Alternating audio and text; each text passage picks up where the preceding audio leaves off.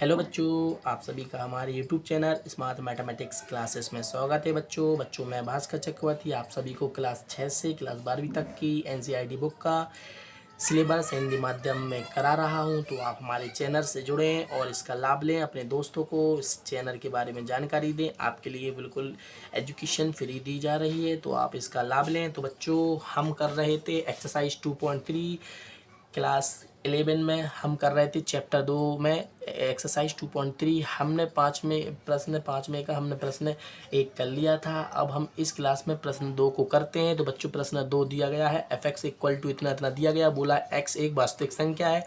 वास्तविक संख्या के बारे में हम आपके लिए बात कर चुके हैं। तो चलिए हम प्रश्न को करते हैं। हमें क्या ज्ञात करना, परिसर ज्ञात करके देना है।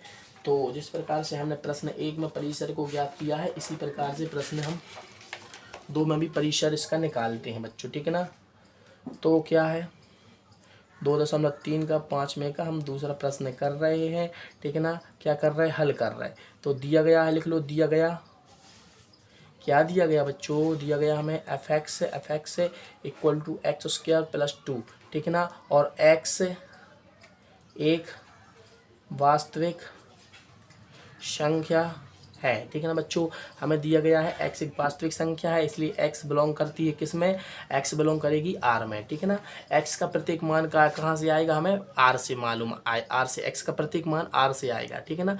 परिमेय संख्या, अपरिमेय संख्या, पूर्णांक संख्या और पूर्ण और प्राकृतिक संख्याओं से मिलकर वास्तविक संख्या बनती हैं।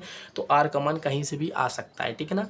तो बच्चों, r के मान से कहीं से भी x आ सकता है। तो हमें ज्ञात करना है परिसर, लिख लो, ज्ञात करना है परिसर, ठीक है ना। तो परिसर हमें ज्ञात करके देना है। परिसर क्या होता है हमारा, हमने आपको बताया था y, ठीक है ना। तो y हमें ज्ञात करके देना है। हमें x दे दिया गया कि x वास्तविक संख्या है, तो इस फंक्शन में हम x का मान रखते हैं तो y का मान हमें मिल जाएगा, ठीक है ना बच्चों। तो इसलिए प्रश्न से क्या करते हैं, अब हम f(x) लिखते हैं। f(x) इक्वल टू, अब हम हल कर रहे हैं, जो हमारा दिया गया था वो लिख लिया, ज्ञात करना जो लिख लिया, इसलिए हम प्रश्न से अब प्रश्न को हल कर रहे हैं। f(x) equal to x² plus 2, तो लिख लो, चूँकि f(x) इक्वल टू हम क्या y माना है, ठीक है ना। हमने y माना है, इसलिए हम इसकी जगह पर y लिख सकते हैं, x² प्लस 2। तो हम इसको लिख सकते हैं, क्या लिख सकते हैं, x² बराबर y माइनस 2 कर सकते हैं। तो x बराबर हम दोनों और क्या करते थे, वर्गमूल लेने पर, तो यहाँ से वर्ग से वर्गमूल कट जाता है, तो यहाँ पर क्या आ जाएगा, इतना आ जाएगा, ठीक है ना बच्चों। अब बच्चों, हमने आपको बताया है, क्या बताया है कि जो अंडर रूट में जो संख्या दी गई y माइनस 2 क्या होना चाहिए, बराबर होना चाहिए और बड़ा होना चाहिए। किससे, 0 के बराबर होना चाहिए या 0 से बड़ा होना चाहिए, ठीक है ना। हमने आपको इसके बारे में बताई है, क्यों बताया है, क्योंकि इसका मान 0 आना चाहिए या 0 से बड़ा आना चाहिए। ऋणात्मक इसका मान नहीं आना चाहिए। यदि 0 से छोटा आता है मान तो वो ऋणात्मक मान हो जाता है, तो ऋणात्मक मान हमें नहीं लेना है। ऋणात्मक मान यदि आता है तो वो क्या होता है, काल्पनिक संख्याओं में हम आयोटा का प्रयोग करते हैं ना, तो ऋणात्मक के लिए आयोटा का प्रयोग करना पड़ेगा। तो उसके बारे में हमें अपने अध्याय में दिया ही नहीं गया उसके बारे में, तो हम उसको नहीं करेंगे। तो हमने 0 से बड़ा माना है, तो अब हम इसको सॉल्व करेंगे। लिख दो, दोनों और प्लस 2 जोड़ने पर, तो दोनों प्लस 2 जोड़ने पर इतना दिया गया है, प्लस 2 जोड़ दो, इतना प्लस 2, ठीक है ना। तो a से कैंसिल हो गया, y बराबर कितना, प्लस 2 आ जाएगा। तो बच्चों देखो, y का मान क्या है, यहाँ पर देखो y का मान दिया गया है, तो y का मान क्या है, 2 से 2 के बराबर है, इसलिए y बराबर क्या कहाँ से कहाँ तक दे दिए, समुच्चय में बनाकर लिखना है, समुच्चय के, ठीक, समुच्चय के रूप में। y का मान कितना आना चाहिए, 2 से बड़ा, बड़ा का मुंह है तो 2 से बड़ा या 2 के बराबर, 2 के बराबर या 2 से बड़ा, 3 4 5 एंड डेट डस इन्फिनिटी, ठीक है ना बच्चों। तो हमें y ज्ञात हो गया, इसलिए परिसर हमारा यही होता है। परिसर y बराबर क्या क्या आया बच्चों, हमारा आया है 2 3 4 5 एंड डेट डस इन्फिनिटी। तो बच्चों, हमारा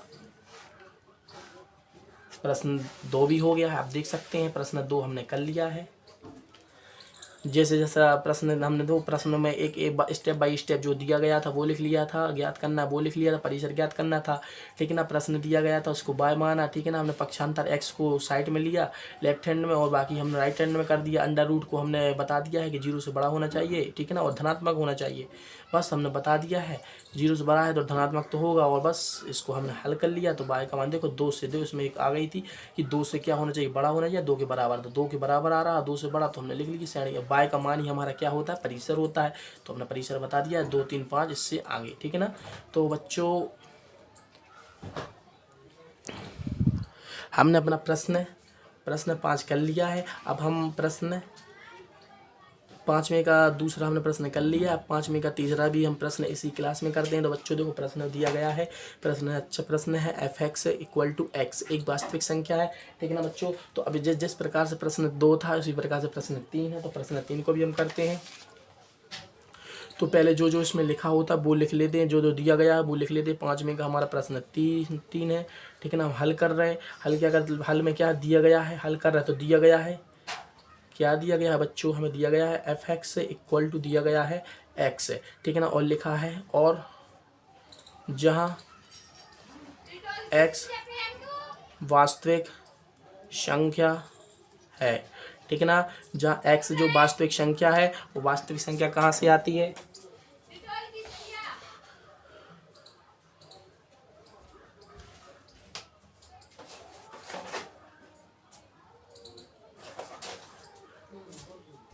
पकड़ो, तुम्हें मालूम भी होने के बाद भी, ठीक है बच्चों। तो हमने लिख लिया है जहाँ x वास्तविक संख्या है, तो वास्तविक संख्या क्या होती है, परिमेय अपरिमेय प्राकृतिक पूर्णांक और पूर्ण संख्या से मिलकर वास्तविक संख्या बनती है। तो x का मान वास्तविक संख्या से कहीं से भी हो सकता है, इसलिए हम लिख सकते हैं x बिलोंग्स टू r, ठीक है ना। तो x बिलोंग कहाँ कर रहा है, r में बिलोंग कर रहा है, इसलिए ज्ञात करना है, ज्ञात क्या करना है, परिसर, ठीक है ना। परिसर ज्ञात करना, परिसर क्या होता है, रेंज, ठीक है ना, इंग्लिश में रेंज होती है, ठीक है ना। तो हमें फंक्शन की जो फंक्शन दिया गया इसकी रेंज बतानी, कितनी रेंज है। जब हमें x का मान क्या दिया गया, वास्तविक दिया गया, यानी x कहाँ से आ रहा है, x आ रहा है हमें r से, ठीक है ना। r क्या होता है, वास्तविक संख्या के बारे में हमने आपको बता दिया है। अब प्रश्न लिख लो f(x) = x, चूँकि क्या जैसा लिखते थे वैसा, चूँकि f(x) को हमने क्या मान लिया, बाय माना है, ठीक है ना। बाय के बराबर में करो तो बाय = क्या है, x।